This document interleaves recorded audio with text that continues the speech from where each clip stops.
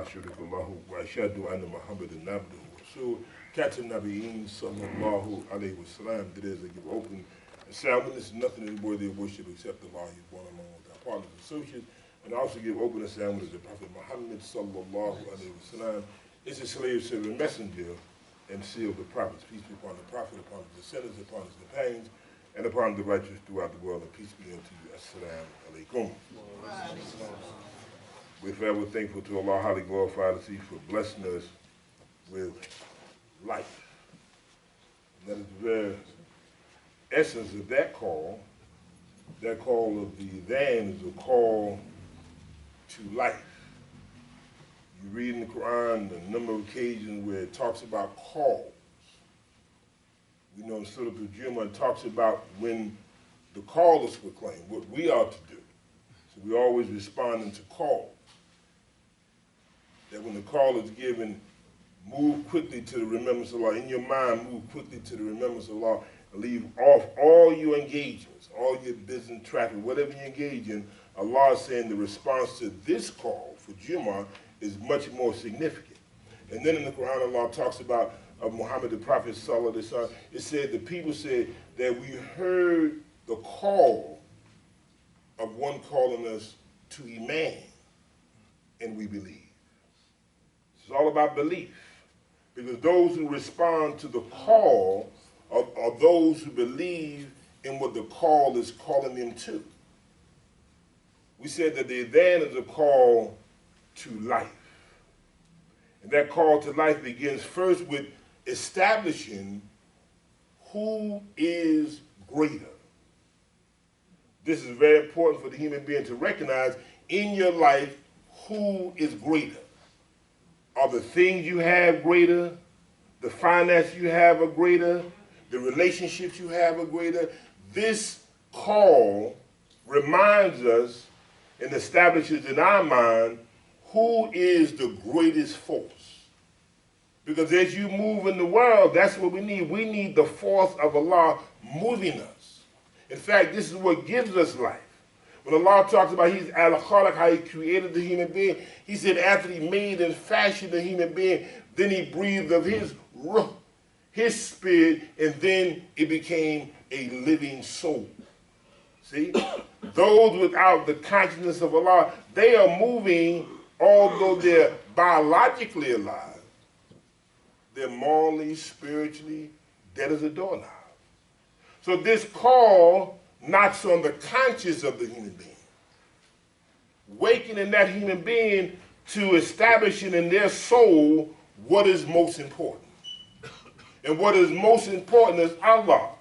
That's why we say Allahu Akbar. Allah is bigger, He's greater, He's much more significant than anything else in your life, because without Him, nothing exists. So He said He's Al-Khaliq. He is the creator. He creates the life by bringing all of the elements that's necessary to shape that life. He brings the water, He brings the minerals, He brings the dust, He brings the dirt. All of that creates the human being. But it just doesn't leave you there. After He creates you, He develops you. That's why we talked last week, the week before, we talked about in Surah Al-Fatiha, we say, Alhamdulillahi Rabbil Alameen. That when you look at He is the one who created you, and you look at all that He has blessed you with before and blessing you with now, it's only intelligent that you say, Alhamdulillahi Rabbil Alameen. That all the praise is due to the one who not just created the life, but He's the one who's developing the life, allowing the life to graduate from weakness, allowing the life to graduate from infancy, from darkness, from poverty to prosperity. Because in that call we talked about of the Adhan, ultimately it leads towards us coming into a greater sense of prosperity. Allahu Akbar, Allahu Akbar, Ashhadu an la ilaha illallah. Then after establishing who's most important and greater in your life, you have to move towards a sense of freedom. See, because man, he can become in bondage with the things that Allah has created. So when you establish that Allah is Akbar, He's greater, then you have to establish freedom in your life. So when you say Ashhadu an la ilaha illallah, you establish Him for the very first time. When you make that declaration that there's no force, there's no being, there's no power, there's no substance, there's no thing that is greater in your life other than Allah. See, you witness, lie. See, there's all kinds of systems in motion to produce slaves. That's why this call we talked about is a call to liberation and freedom. If you look all out through society, America and throughout the world, you'll see there's systems in motion to produce slaves. I love when I read where our brother Malik al-Hashiba's Malcolm X said that not only was there a slave, but there's a slave-making system. There's a system in motion just like an assembly line. When they put the frame of the car on the assembly line, the end result, they put the frame, they put the seats, they put the wheels, the end result is a car. And that is the same way there's systems in motion that's designed that when it's all over to produce a slave. To drugs, to fad, to clothes, to people, to ideologies, to personalities. So we establish the fact, Ashhadu an la ilaha illallah, there's no force, there's no being, there's no idol that is worthy of your bondage other than Allah. See, that's a declaration of freedom. That's a very, very powerful call. It is a call that liberates your mind and your spirit and allows you to be in position as a slave to none other than Allah. Ashhadu an la ilaha illallah. Wa ashhadu anna Muhammadan Rasulullah. Muhammad himself is not a partner of Allah, not an associate of Allah, but he is the one who clearly delivers the message. He delivers the message of freedom. He delivers the message where Allah said that the Quran will give you eminence. It will give you status in the world. This revelation has been sent down to give you status, not to keep you poor, not to keep you in bondage, but to liberate your mind and your spirit so you can move in the world as a free being, prospering in all this creation Allah created for you. Ashhadu an la ilaha illallah wa ashhadu anna Muhammadan Rasulullah. That Muhammad the Prophet himself is the best example of what it means to be an evolved human being. An evolved human being. A human being who understands that his real power is in his spirit, his real power is in his character, his real power is in his soul that has been cleansed by this revelation called Quran. So this is a call for freedom. It allows you to get clarity on what is your position in all of this glorious creation. It's about how has Allah positioned you in the world. He said that he was making a Khalifa. He was making a ruler, a master in the earth. You understand what a Khalifa is? A Khalifa is a master, and they first have to rule over themselves. But the Khalifa just didn't get there by himself. The Khalifa is also one who comes from behind. See, somebody has already created all this for you and I. All the advances, all the breakthroughs, they've come and Allah has already established them as the trailblazers. That's why we call those who came before us the pioneers. See, the pioneers went out into the wilderness where nothing existed. The pioneers are the one who went out there and took the assaults, took the abuse, took the injustices, have been denied access. And all we got to do is just walk through. So the Khalifa is one who comes from behind those who went before you. That's why we start talking about history. We don't just say history is we study the past, but history is actually the study of those who came before us. So that's a different distinction. That's why people play that out. That's the past.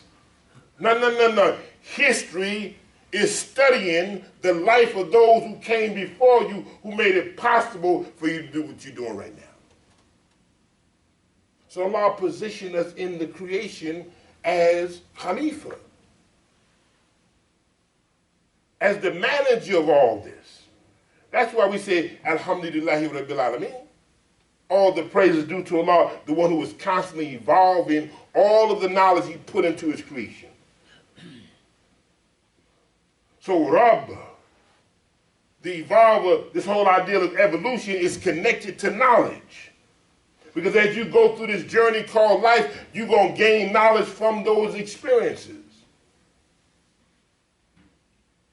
So Allah says he creates, and then he gives everything he created a destiny. It is moving towards an end. And on this path, on this journey towards your destiny, you're going to be faced with challenges. In fact, Allah says that he created the human being to face difficulty, that you have the power to face this. And as you push through these challenges, as Prophet Muhammad sallallahu alaihi wasallam said, that we move through this life as a traveler. See? As a traveler. You perceive yourself as moving towards a destiny. This is not it. And every time I move to this point, I'm getting closer to my destiny. And the same word that's used for destiny is the word that's used for power, qadr.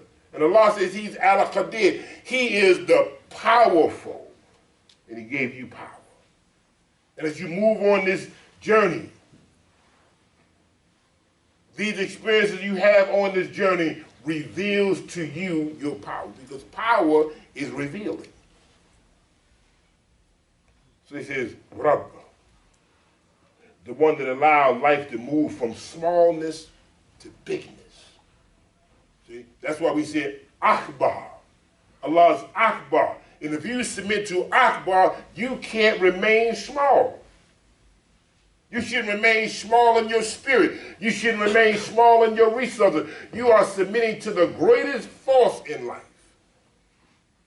And as you submit to the greatest force in life, you become aware of your greatness as a human being.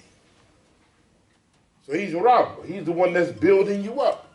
He's taking you from weakness to strength. He's taking you from poverty to prosperity.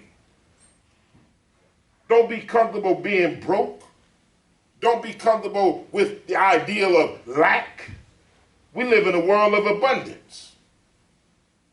If you look, you'll see that the world is not lacking in anything. Everything we need, Allah highly glorified as he has already given us.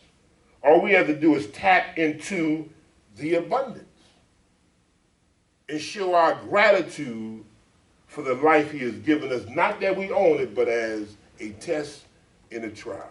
ربنا آتنا في الدنيا حسنة وفي الآخرة حسنة وقنا عذاب النار.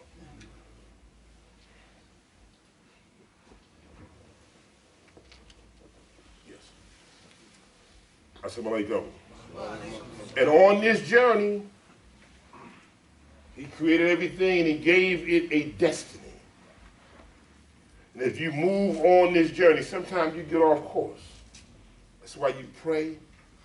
You ask for forgiveness. Sometimes you get weak. Sometimes these challenges can overwhelm you. But Allah says that he's the one that guides. He creates and then he guides. Not just to create and leave you, but he also said that he gives you guidance. And we pray in al-Fatiha, Ihdina Siratal Mustaqim. Show us, it's a collective prayer, show us the straight way. You see all of this crookedness in the world, all of this deceit, corruption throughout the world, because Shaitan is working all day long to distract you from your power, to disconnect you from your source of power, which is Allah, highly glorified. So then you can begin to forget about yourself and forget about other people. I love the hadith of Muhammad the Prophet. He said that he is not of us who goes to sleep at night knowing that his next door neighbor is hungry. So that means that we have to have a sense of concern for neighbors. That you should feel the sentiments of knowing that someone that lives next door to me is without. Here's the care and the concern and the love for a human being. He didn't say that your neighbor had to be Muslim. He said your neighbor. And when you understand that Allah is Al-Khaliq, He is the creator, He creates life. And I don't care if a person is in the mud, or the person is broken, drunken, and disrespecting himself. It is not your responsibility or your duty to disrespect that person. In fact, it is your obligation to call that person to respect. And the reason why it's your duty to call that person to respect, because you know that is not the way Allah intended for that human being to be. So you have to have the sensitivity for life. He said that He is not among us who go to sleep at night knowing. You have this ideal of being aware that my neighbor has no food. So you look at some people, they forgot what it means to have a neighbor. There's another verse. There's another hadith Prophet Muhammad sallallahu alaihi wasallam said about neighbor. He said, whoever believes in Allah in the last day should not harm his neighbor. And whoever believes in Allah in the last day should honor his guest. You know, this neighbor thing is powerful so much that the Quran talks about the neighborly needs. See, I remember a time when they talked about the neighborhood. And they understood what the neighborhood meant. That they respected the neighbor. The neighbor was just like a family member. And the neighbor saw you doing wrong, the neighbor will come in just like a parent to you. Oh, no, you're not going to do that. I'm not going to stand and watch you do that. Because the neighbor saw you as an extension of himself. I'm going to make sure you leave, that your home is safe. I'm going to look out for your home. I'm going to make sure nobody don't vandalize, nobody break in. That's the power of this relationship of having a neighbor. And you lived in a neighborhood that these people cared for you. It's like the idea of it takes a village to raise a child. That was the neighbor. The neighbor saw himself as a family member, just like his own child. Saw you as an extension of him. They were filling for your parents. That was the power of a neighbor. So you understood the neighborhood, the people in this group were connected. Even though they were not biologically connected, they were spiritually and emotionally connected. I care for you as a human being. You listen to young people today, they don't talk about neighbors anymore. They don't talk about neighborhood anymore. See, they talk, that's my next door neighbor. Yeah? That's my neighbor. They don't talk about that no more. They don't even use neighborhood. See, because people have the tendency, particularly young people, to always cut things short. Always put a different spin. It ain't the neighborhood no more. It's just the hood. I'm just repping and riding in my hood. And not understanding what a hood is.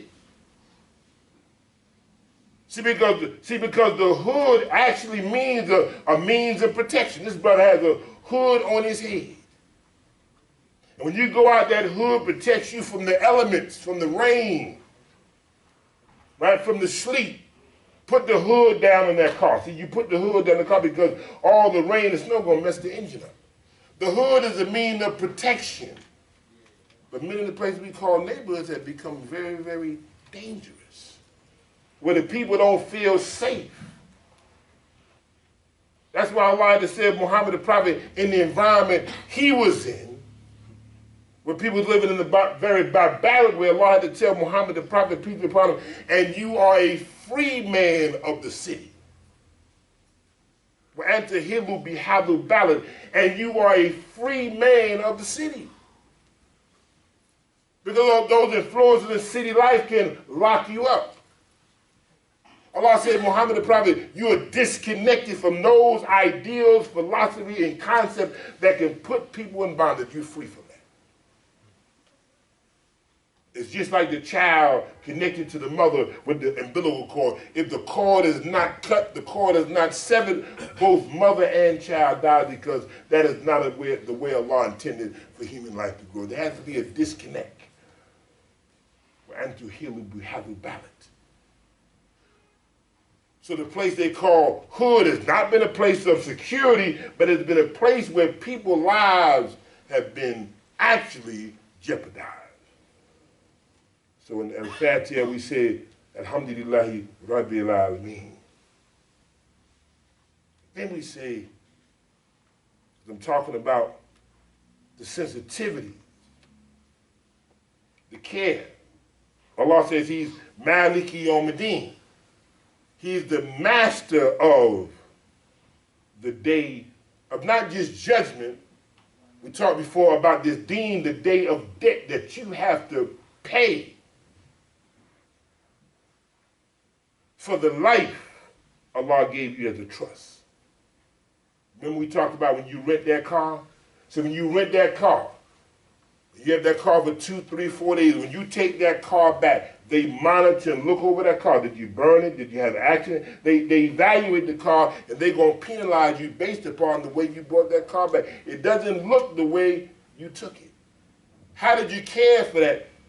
How did you care for that vehicle? See, we have to live with an awareness of consequences. See, the danger zone are occupied with people who do not live with an awareness of consequences. They don't believe in judgment. It's now or never. We have to live with understanding Allah's Maliki Yawmiddin, that there's some compensation. I'll be held accountable for the life He gave me as a trust. It's not mine. He put it in my charge, and I have to be responsible for how I deal with the trust He gave me. Maliki Yawmiddin. He's the judge, He's the master, He's the ruler. Listen, many of you probably saw, but I saw a strange situation. And you probably saw it too. I saw a strange occurrence when the Caucasian former officer in Texas killed an African-American man. How they went, the man was found dead. It said there's some commotion. Witnesses said there's commotion. We hear this. But the fact of the matter is, the man is dead. You have a young man, officer, Caucasian officer, kill a man, go to court, go through a trial. In Texas, the jury gives the sentence. There's only a few states in the country that do that. And the jury got all these feelings. Oh, we never seen nothing like this before. Oh, we got to be real careful. It's very sensitive. But it's black and white. And this woman who kills a brother, his life was only worth, she gets 10 years. Now, I know people who only sold drugs and got 40 years. And then I seen this strange occurrence where the court officer was consoling the murder victim. Never seen that day in my life. The murder victim was being consoled by an African-American woman. I mean, feeling the head, you know, like it's going to be all right. And then the little brother begs, could I hug her? Never seen nothing like that in my life. Could I please hug her? And then the judge, see, the judge ain't never supposed to leave the bench.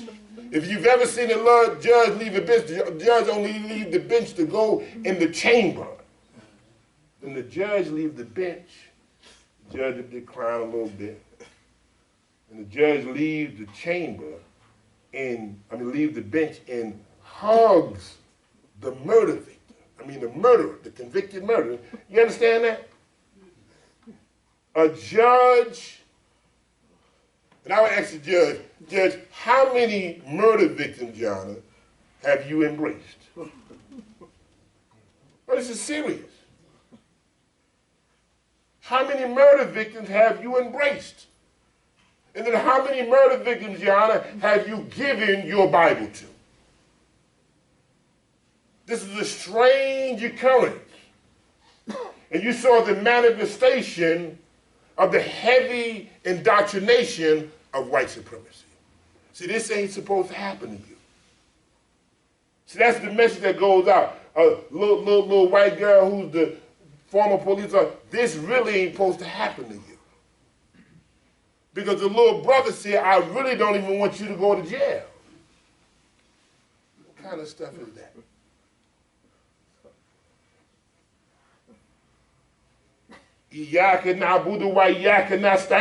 Show us the straight way. See, you talking about the straight way. And mustaqeen is the way of those who stand up. From the same word it comes. You got to stand up for what's right. Mustaqeen, you standing up.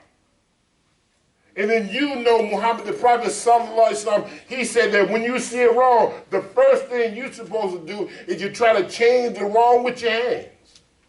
And if you feel that you're not able to change the wrong with your hands, you at least speak out against it. And if you're not able to speak out against it, feel a dislike for it in your heart, and that right there, dislike, that is the weakest of faith. And that's a great injustice. But Allah says, Ihdina sirata mustaqim. It's about those who show us the straight way. It's about those who want to stand up. That's what this path is going to do. This path is going to develop you to stand up. Not being broken down, bent down, and beat down, and oppressed, but standing up for what is right. And to stand for what is right takes power and strength. And we have to stand up and be fair and not be afraid to speak truth. They work to condition us to these things shouldn't even matter. It should not even register. And I gave you the hadith about the sensitivity you have to feel because, Your Honor, I would ask you, why didn't you embrace the mother who lost her child? Is that crazy? The one who is the convicted murderer gets all the love, and the one who is grieving over the loss of their family member is neglected. These are strange times and strange behavior. So that message is delivered. And the message is clear of the big picture of white supremacy. You have to understand this is real. This indoctrination is real. And I've never seen, I'm quite sure nobody else ain't never seen nothing like that in your life. But we say, show us the straight way. At Fatiha, it begins to conclude with show us the straight way. And then in Surah Al-Baqarah it says, ذَلِكَ الْكِتَابُ لَا رَيْبَ فِيهِ هُدًى لِلْمُتَّقِينَ. That this is the book. And it is guidance sure without doubt to those who are conscious of Allah. And not only those who are conscious of Allah, but as being conscious of Allah, they work to preserve life, the sacredness of life. That's what taqwa is all about. Taqwa is about preserving the sacredness of things. Protecting it because you realize it has purpose and value for being in existence. Allah is Al-Khaliq. He creates, and when He creates everything, it has purpose and it has power. So show us the straight way. And Fatiha concludes with show us the straight way. It's closing out. 7 short, powerful verses. It closes out on its way. But show us the straight way. And then Allah says, look, this is it. See, this is the book. In it contains the guidance you need to move in the world. The guidance you need to move you towards your destiny. Just like when you get in your car, You drive your car, I mentioned to you about the GPS, the global positioning satellite. See, I think about those who had to master the map before. Truck drivers had to master a map. And Allah blessed the human being to develop what they call the global positioning satellite that allows you to move towards your destiny. And if you get off course, some of them say recalculation. Recalculation, if you got off course, we're going to bring you back. See, there's something about coming back, getting off course, but you're on this path, but sometimes you get off course. That's why sometimes on your path and your journey towards life, you have to have what is called a turning point. That something happens in your life and it redirects you in another direction. You've had that before. Something happened, you say, well, I got to think about this. I got to change this. In fact, I got to change my life. A turning point. Moving you closer towards destiny. Qadr. Closer towards your power. So Allah says in closing that this is the book. And when we go into this book, we say, A'udhu billahi minash shaitanir rajim. The reason why we say A'udhu billahi minash shaitanir rajim because there's so much power in this book, and the mission of the devil is to distract you from this power. Shaitan's mission is to distract you from the guidance Allah willed into existence so you can get the most from your life. Because once you get off course, sometimes it's hard to come back. It's hard sometimes. That's why when we approach this Quran, it's so valuable, it's so precious, it's so sacred, we say, A'udhu billahi minash shaitanir rajim. When you make your salat, because you're reciting Quran, you say, A'udhu billahi minash shaitanir rajim. Because you don't want to get distracted from the power of this revelation. Because this revelation has everything you need. Allah said He leaves nothing out of it, big or small. This is the book. This is the book that's going to help to develop us as effective beings, leading us from darkness into light. That's why Allah said He sent the Quran to Muhammad the Prophet, that He may lead the people from the darkness into light. And the law says He's bringing you from one world. He said, courage. He's bringing you out of one world into another. He said that you are the best group of people brought out not for Muslims. So you got to get past this Muslim to Muslim relationship. He says,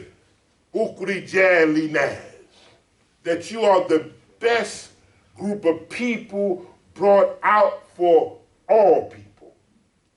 That's why we talked about the neighbor. And Muhammad the Prophet, peace be upon him, he developed relationships with people, with other human beings.